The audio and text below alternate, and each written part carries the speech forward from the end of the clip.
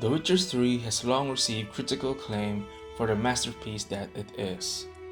Gorgeous, vibrant worlds, intricate, morally challenging quests, and memorable characters that immerse you in the story like no other.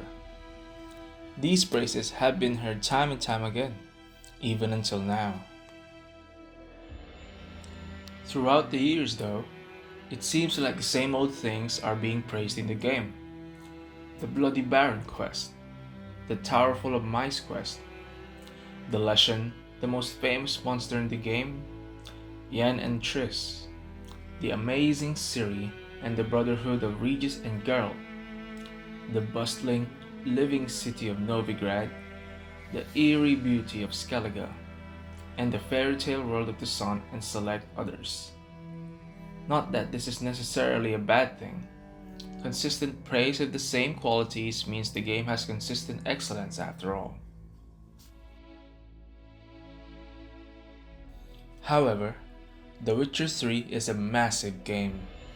It has many more amazing quests, complicated yet lovable characters, and stunning places. I would like to focus on one of these places today, the aesthetically serene White Orchard. White Orchard is my most favorite introductory maps out of all the games that I played. It masterfully establishes the world of The Witcher 3 with its beautiful music and gorgeous country scenery. It introduced us to two important characters in the game, Vesemir and Yennefer, and it also contains a collection of serious and silly, memorable quests, like finding an old woman's pan, and the unforgettable first Witcher quest, fighting the Griffin. On top of all that, White Orchard is an open world map. Unlike linear first chapters where you just go along with what the game, map, and story have to offer you, the small open world of White Orchard allows for freedom of exploration and freedom to choose when to do your quests. In this way, you can bask in the beauty of the world better, and you can savor the environment that the developers created for the players from the very start. For linear playthroughs, solely focusing on the quest at hand is the only thing you can do, with a little sightseeing if you could manage. Of course, we gamers have had our fair share of open world RPGs before playing The Witcher 3, so we are all familiar with the introductory quests that go along with the new playthrough. To my surprise, the quests in the White Orchard area are not your typical basic RPG chores like gathering and crafting. A lot of them were interesting, sad, and eye-opening quests that set the tone for what your adventure would be throughout the game.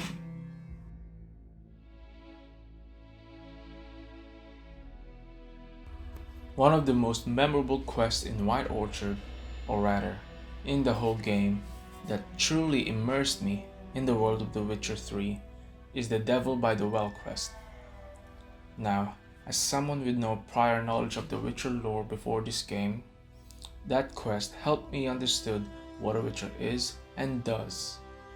The use of Geralt's Witcher senses to investigate an area, trying to make a narrative of what happened to the place, and finding out what kind of monster did the atrocity.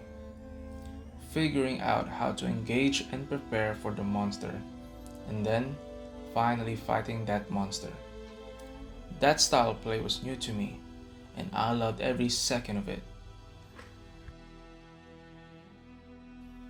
There are more amazing quests in White Orchard that not just test your Witcher investigative skills, but also your moral code. A perfect example is the Twisted Firestarter quest. In it, a dwarf's forge was burned down. When Geralt found out that it was done by a fellow villager, he learned that it was done out of spite, out of racism for the dwarf, because he's forging all the weapons for the Nilfgaardians, the occupiers of their village. In this situation, the player can either choose to let him go or bring him to justice by taking him to the dwarf. Of course, there's a high chance that we players would take the arsonist to the dwarf since we are all new to the game and we want to make the right choices. Little did we know that the choice we made would lead to the execution of that poor young man. I felt bad after that quest, but in a way, it also felt fresh and astonishing. I was used to playing video games that already have a definite story in mind, even the side quests.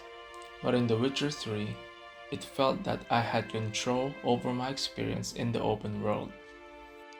It is an amazing feeling. In this small yet abundant open world map, the player is also introduced to the war between Nilfgaard and the North, a consistent theme that will reverberate throughout the game. Right off the bat, after riding through the pretty road to White Orchard, excluding the Griffin incident and Hangman, you enter the inn for the first time, and the looming effects of war can already be felt. In the village, many of the conversations you can overhear have the same theme of fear from Nilfgaard. These range from people changing their names to Nilfgaardian ones, and kids being prevented from singing any rhymes that disrespect the Emperor's name. Imperial edicts that command the peasantry to work for the army are also a normal occurrence and can be read on the notice board and in other parts of the area. In one of the quests called Missing in Action, the inhumane effects of war were shown in its full dreadfulness. This was also the quest that made me understood that the world of The Witcher 3 is not all sunshine and rainbows. There are many places in the continent where the dismal actions of humanity have desolated it, and White Orchard is also one of them. In that quest, Geralt was taken to a battlefield where a recent skirmish took place. The place was full of ghouls and dead bodies, a sorry sight. I was amazed at how raw and real the depiction of war is in this game, with nothing filtered and everything presented as terrible as it is. At the end of the quest, you are left with a choice to either help the Temerian brothers and leave the Nilfgaardian because it's too risky for them, or convince Dune, the quest giver, to take the Nilfgaardian with them as well, due to him saving his brother's life. I chose the latter, which was a difficult though obvious choice. Difficult in the sense that you have to weigh in the risks of the choices available to you. Now that was the beauty of a Witcher 3 quest. You are not just playing, but also applying a moral code in the game. These decisions you make are then reflected on the people and the world of The Witcher 3.